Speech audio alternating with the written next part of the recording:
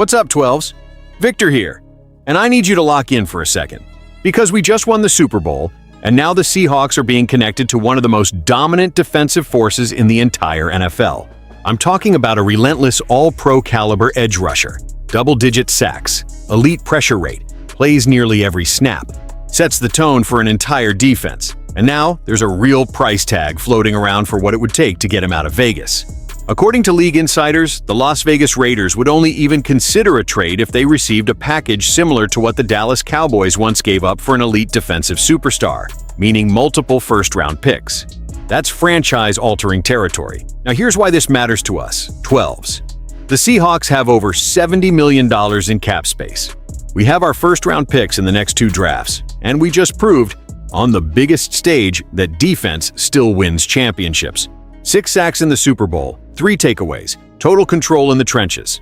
So let me ask you, what happens if you add one of the league's most feared pass rushers to that defense? That's not just reloading.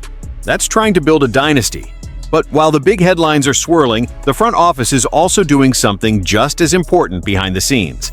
Fresh off the parade, Seattle signed 15 players to reserve futures contracts, stacking depth, building competition, reinforcing the foundation. One of those names? A former second-round running back who's now on his 5th NFL team. He contributed late in the season, gave us key snaps during the playoff run, and quietly earned another opportunity in Seattle. That move tells me something. John Schneider isn't just thinking splash moves, he's thinking layers, insurance, development, competition. And that's where this entire conversation gets interesting. Do you go all in and send multiple first-round picks for a proven defensive wrecking ball? Or do you trust the championship formula, keep stacking smart depth pieces, and let the young core grow? The Cowboys need pass rush help. The Patriots are lurking.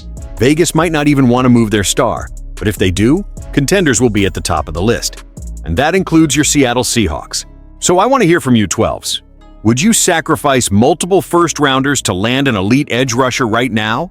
Or are you riding with the roster that just brought home the Lombardi? Drop your takes in the comments. I'm reading everything.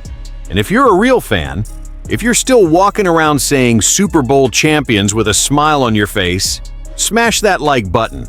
Subscribe to Seahawks Nation Update, but only if you believe this title wasn't the end of the story. It was just the beginning. Seahawks Nation, we just won the Super Bowl. The parade confetti barely settled, and John Schneider is already cooking. That's how dynasties are built. While other teams are still cleaning out lockers, the defending champions just signed 15 players to reserve futures deals. 15. All right, let's talk about what these futures deals really mean, because this stuff matters more than people think. What are futures deals and why should we care? First off, reserve futures contracts aren't splashy. They're not Max Crosby level headlines. But this is how you build depth. This is how you find hidden contributors. This is how championship rosters stay strong. These deals lock in players for the off-season roster. Developmental guys, depth pieces, special teams contributors. And after winning the Super Bowl, Seattle isn't sitting back. They're reinforcing the foundation. That's elite organization behavior. Cam Akers, a sneaky, interesting move. Let's start with Cam Akers, 6-year veteran, former second-round pick by the Rams back in 2020. Now on his 5th NFL team. He appeared in 3 regular season games for Seattle and was part of that NFC Championship win over the Rams, which is poetic considering they drafted him. Akers joined the active roster in late November, but also spent time on the practice squad. That's why this futures deal makes sense. Now here's why this matters. Kenneth Walker is currently unsigned. Zach Charbonnet is rehabbing an ACL tear. The running back room is not stable right now. Akers isn't a superstar, but he gives you experience scheme, familiarity, playoff exposure insurance. He's depth, and depth wins in December. Velus Jones Jr., special teams weapon, another name that stands out, Velus Jones Jr., originally drafted by the Bears. Spent time with the Saints, now finding a role in Seattle. He's a converted wide receiver used primarily on special teams. And in the divisional round blowout against the 49ers, he handled 6 carries. That tells me something. Mike McDonald and the offensive staff trusted him enough in a playoff game to give him touches. Jones isn't just a returner, he's a gadget possibility. Jet sweeps, motion packages, special teams coverage. On a championship roster, your back-end guys better contribute in multiple ways. Linebacker depth, development matters. Then there's Jamarcus Weston, undrafted in 2025. activated by the Jets due to injury last season. Didn't see game action with Seattle. But here's the key. They kept him. That means they see developmental upside. In today's NFL, linebacker depth is critical. Rotations are constant. Injuries happen. You don't wait until October to fix that. You build it in February. Here are the other players joining Seattle's offseason roster. W.R. Tyrone Broden, T. Logan Brown, W.R. Montori, Foster C.B. Tyler Hall, S. Maxon Hook, C. Federico Maranges, L.B. Chris Paul Jr., L.B. Jamie Sheriff, N.T. J.R., Singleton, N.T. Bubba Thomas, W.R. Ricky White, R.B. Jacardia. Right championship teams think ahead. Here's what I love about this. Seattle didn't just win because of stars. Yes, the defense dominated. Yes, the pass rush wrecked the Super Bowl. Yes, the offense had one of the highest EPA per play metrics in the league. But championship teams win because 40-53 on the roster matter. Special teams swing field position. Practice squad players become emergency starters. Depth prevents collapses. Signing 15 players immediately after a title tells me one thing. This front office isn't satisfied. They're protecting the floor while raising the ceiling. The bigger picture. Let's zoom out. Running back room uncertain. Possible edge departures, free agents pending in multiple spots. These futures deals add competition, create training camp battles, protect against injuries, maintain culture continuity. And when you're defending a title, continuity matters. The worst thing you can do after winning a Super Bowl is get complacent. Seattle isn't doing that. Seahawks Nation, let's talk. So let me ask you, which position concerns you most heading into next season? Running back? Edge? Linebacker depth? Do you think Cam Akers can carve out a real role? Could Velus Jones Jr. surprise us as a gadget piece? Drop your thoughts in the comments. Seahawks Nation, let me ask you something real quick. What if I told you the Seattle Seahawks, the defending Super Bowl champions, could be one dominant edge rusher away from building a dynasty? And what if that name is Max Crosby?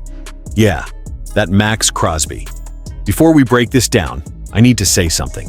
If you are still celebrating that Super Bowl win, if you watched that defense suffocate New England and felt proud to be a Seahawks fan, hit that like button right now. And subscribe to Seahawks Nation Update. But only if you're a real Seahawks fan who's happy we're champions and hungry for more. All right, let's talk about this Max Crosby situation. The trade rumor just got real. Trade rumors around Max Crosby have been heating up all offseason. Now, according to NFL insider Jordan Schultz, the Las Vegas Raiders would only consider trading Crosby if they receive something close to a Micah Parsons package. That's massive. When Micah Parsons was moved, the Cowboys reportedly gave up 2 first-round picks plus defensive lineman Kenny Clark. That's not just expensive, that's franchise-altering. And here's the key detail. Schultz also said he's not even convinced the Raiders want to move Crosby at all. So this isn't a clearance sale. This is blow us away or hang up the phone. Why this matters for Seattle, let's zoom out. Seattle just won the Super Bowl by beating the Patriots 29-13. 6 sacks, 3 turnovers, total defensive domination. Mike McDonald built a monster. But here's the scary part. This defense could actually get better. The Seahawks may lose Boy Mayfield in free agency. And while our pass rush was strong, imagine adding one of the most relentless edge rushers in football. Max Crosby in 2025, double-digit sacks again, elite pressure rate, top-tier run defender, rare snap durability.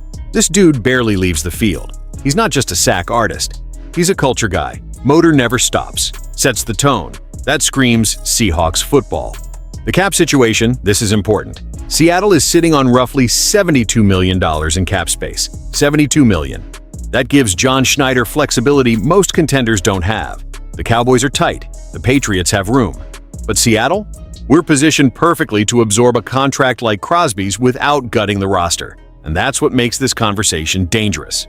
Because unlike a rebuilding team, Seattle doesn't need Crosby. We'd be adding him as a luxury to a championship core. Is he worth multiple first-round picks? Now let's be honest as fans. If the Raiders truly demand a Micah Parsons-type haul, meaning multiple first-rounders, that's steep. Crosby is elite, but he's also older than Parsons. You're probably looking at 2 first-round picks minimum, maybe more. That's aggressive. But let me ask you this. When was the last time Seattle had a true game-wrecking, every-down, fear-inducing edge like prime Cliff Avril and Michael Bennett combined into one? Crosby consistently ranks among the league leaders in pressures. He changes protections. He forces quarterbacks off their spot. He wins late in games. Pair him with our interior rush and the exotic looks McDonald runs? That's unfair. Championship window mentality. Here's the big question. Do you protect the future, or do you attack while the window is wide open? The NFC doesn't have a dominant dynasty right now. Seattle is the standard. If Crosby becomes available, the Raiders will likely work with him out of respect and send him somewhere competitive. Where would a veteran star want to go? A Super Bowl contender. That's us. Imagine this defense, picture this. Crosby off the edge. Interior collapsing the pocket. Secondary already elite. McDonald dialing up pressure packages. We just sacked Drake May 6 times in the Super Bowl without Max Crosby. What happens if we add him? That's how you defend a title. That's how you chase back-to-back championships. That's how dynasties start. My honest take as a Seahawks fan. If the price is 3 first-rounders, that's too much. If it's 2 firsts and a mid-round sweetener, I'm at least picking up the phone, because elite pass rushers don't hit the market often, and championship windows close faster than we think.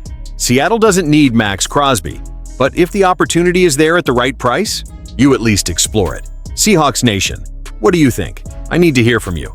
Would you trade multiple first-round picks for Max Crosby, or do you trust the current defensive core to run it back? Drop your take in the comments. Like the video if you're proud to be defending champions. And subscribe to Seahawks Nation Update, but only if you're a real Seahawks fan who believes this team isn't satisfied with just 1 ring. Because I'll tell you right now, if John Schneider pulls off something like this, the entire NFC is in trouble. Go Hawks!